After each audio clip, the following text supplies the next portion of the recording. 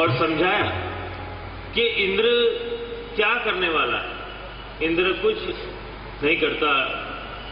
अगर ये बारिश भी होती है तो यज्ञ चक्र की भावना से होती है। कर्मणा जायते जंतु कर्मणैव विलीयते सुखम दुखम भयम श्रीमम। भगवान ने समझाया कि कर्म के द्वारा ही मनुष्य अपना भाग्य निर्मित करता है। ये इंद्र कौन करने वाला था? कहा जाता है कि गीता का बीज भगवान ने यहीं पे डाल दिया। कर्म का उपदेश शिक्षक कर्मणैव विपद्यते।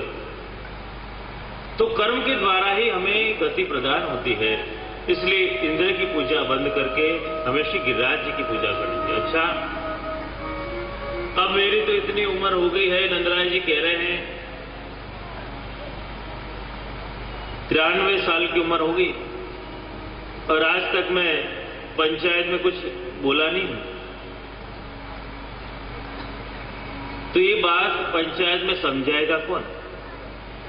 ठाकुर जी ने कहा कि कोई बात नहीं, आपके 93 साल, मेरे 7 साल हो गए, पूरे 100 साल। चलिए मैं बात कर लूंगा।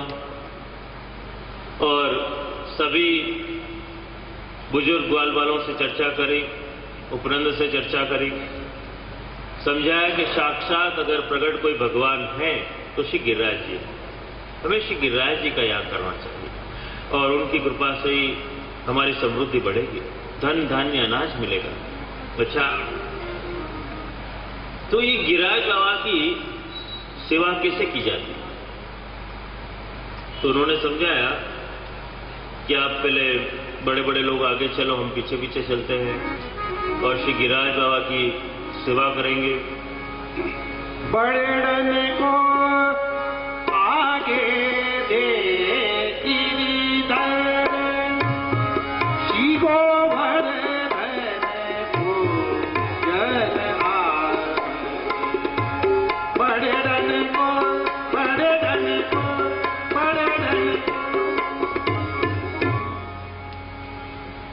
मानसी गंगा जल नवाए के पाछे दूध। मानसी गंगा जल नवाए के पाछे दूध, हरि को नाम तेरे बड़े को आगे दे गिरिधर, श्री गोवर्धन। इस प्रकार श्री गिरिराज बाबा की गोवर्धन पूजा के बारे में समझाया कि पहले जल से, मानसी गंगा के जल से स्नान कराओ, फिर दूध से स्नान कराओ और फिर वापिस जल से स्नान करा के अंगवस्त्र समर्पित करो, अत्तर लगाओ, तिलक करो, धोती उपरना करो, फिर उनको गिरिराज बाबा को भोग करो। और सभी को, ब्रजवासियों को कहा गया सभी लोग अपने घर घर से सामग्रियां ले लेकर आओ। हमारे श्री गिरिराज बाबा को अन्नकूट का भोग लगाओ। इसमें पहले दूधगर की सजावट करो, तरह तरह के दूधगर आएंगे, दूधगर में पेड़ा आएंगे, बर्फी आएगी, सब कुछ आएगा, गुलाब जामुन आएंगे, रसगुल्ला आएगा, वो सब दूधगर की सजावट हुई। फिर हल्दी की मेण हुई, उसके बाद में फिर अनसखड़ी का भोग लगा। उसमें विभिन्न प्रकार के अनसखड़ियों का भोग लगाया गया। उसके बाद में फिर मेण करी गई, उसके बाद में सखड़ी की सजावट शुरू हुई और सुंदर भव्य अन्नकूट हुआ। अन्नकूट का भोग लगाया गया और फिर टेरा ले लिया गया। दर्शन अभी नहीं होंगे और सबने पूछा, अरे लालन, अरे कान्हा, कि जब तक श्री गिरिराज बाबा भोग आरोग रहे हैं तब तक क्यों ना हम लोग श्री गिरिराज बाबा की परिक्रमा कर लें।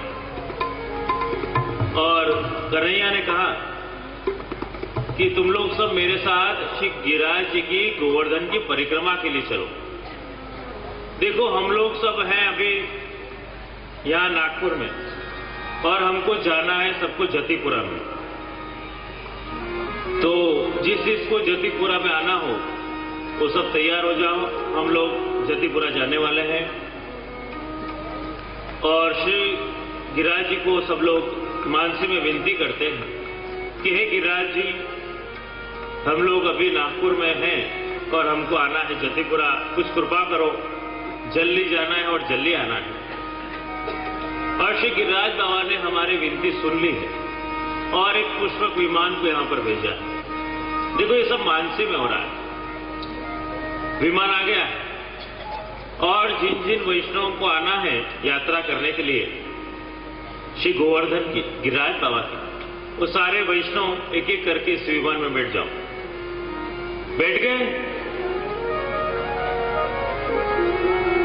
और ये विमान उड़ेगा तो इसकी चाबी और पेट्रोल क्या है?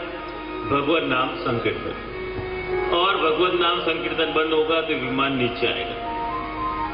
तो हम सबको जाना है, सारे लोग तैयार हैं विमान उड़ाने के लिए। तो अब हम श्री गिरिराज बाबा की जय जयकार करेंगे और ये विमान उड़ेगा।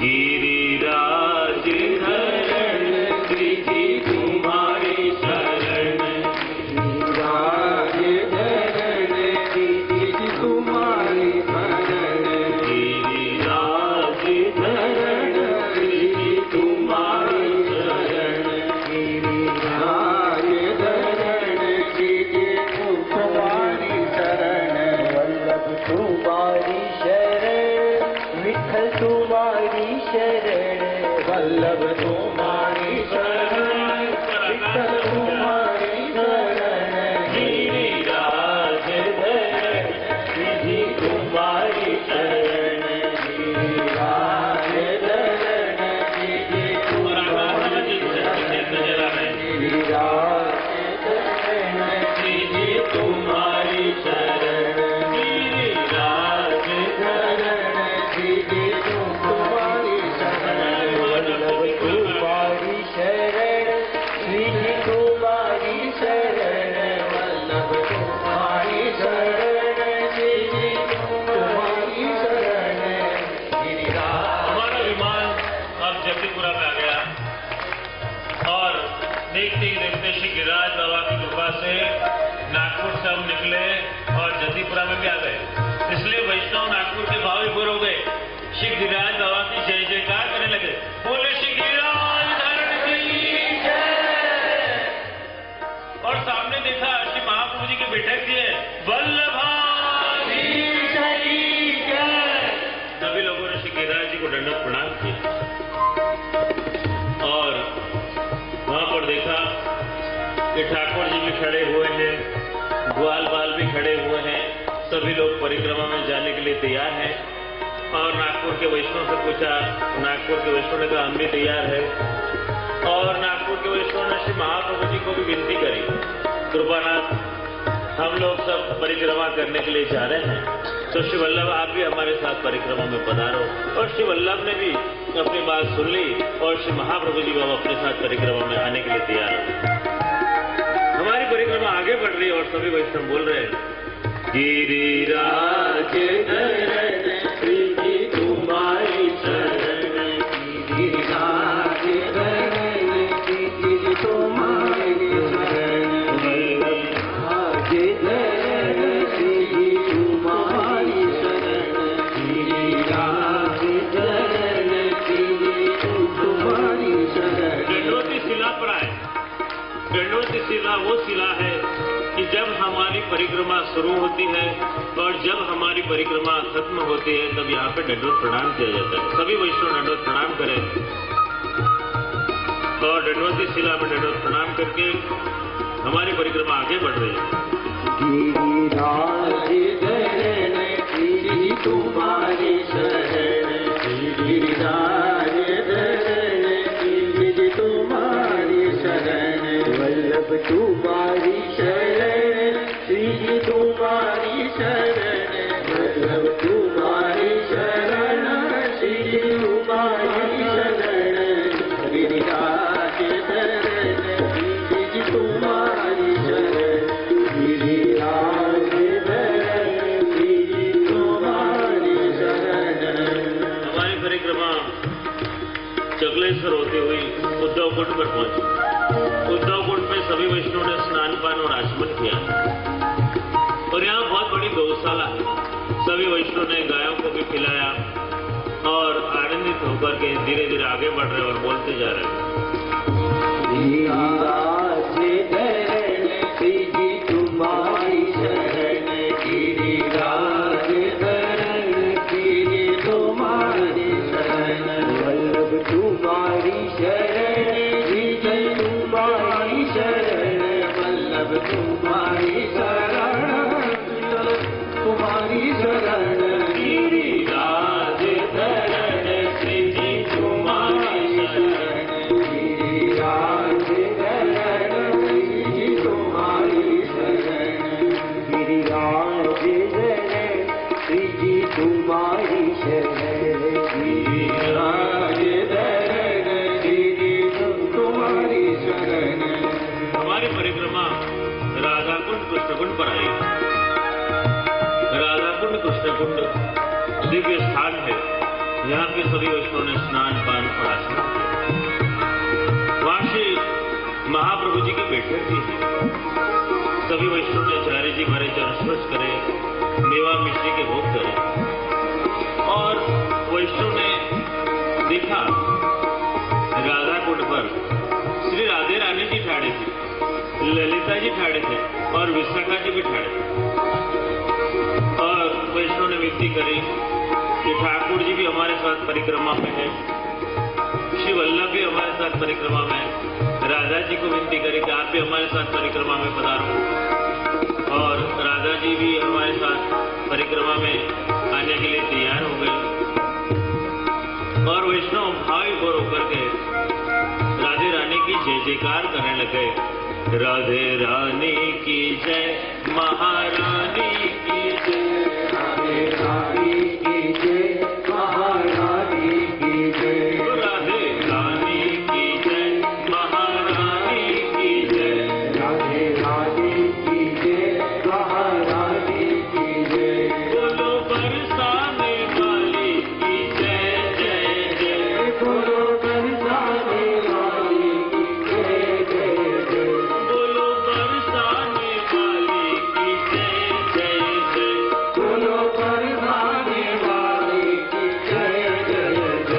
राधे रानी की जय, महारानी की जय।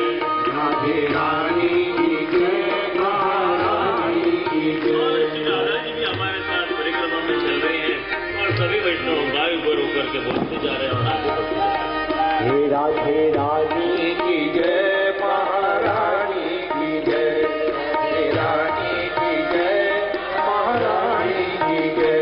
गिरिराज धरण श्री तुम्हारी शरण गिरिराज धरण श्री तुम्हारी शरण तुम्हारी शरण, तुम्हारी शरण तुम्हारी शरण तुम्हारी शरण गिरिराज धरण तुम्हारी शरण गिरिराज धरण तुम्हारी शरण।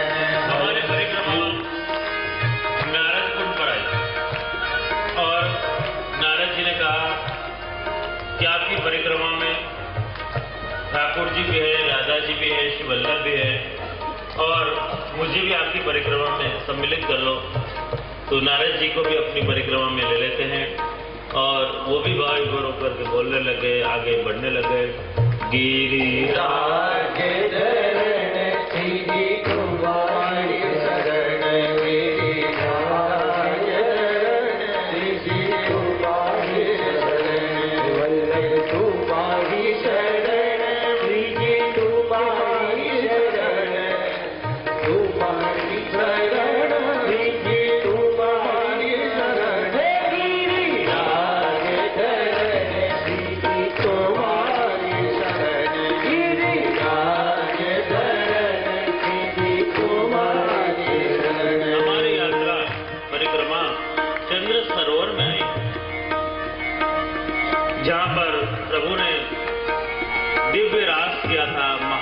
किया था। दिव्य स्थान है जहां पर श्री महाप्रभु जी के बैठक जी, गोसाई जी के बैठक जी है, सूरदास जी का स्मारक है,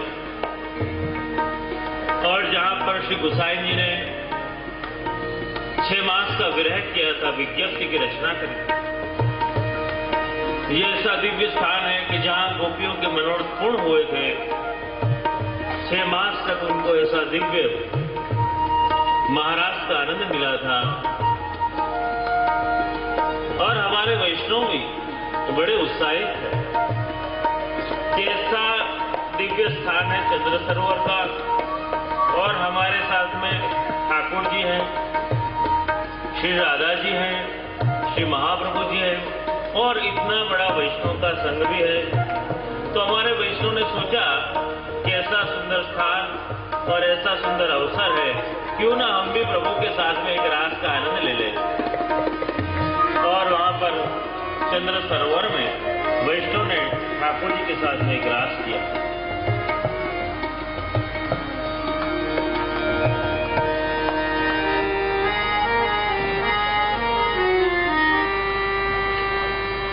हमें मैया रे गोकुल का बुला, हमें मैया रे गोकुल का बुला, हमें मैया रे गोकुल का बुला, हमें मैया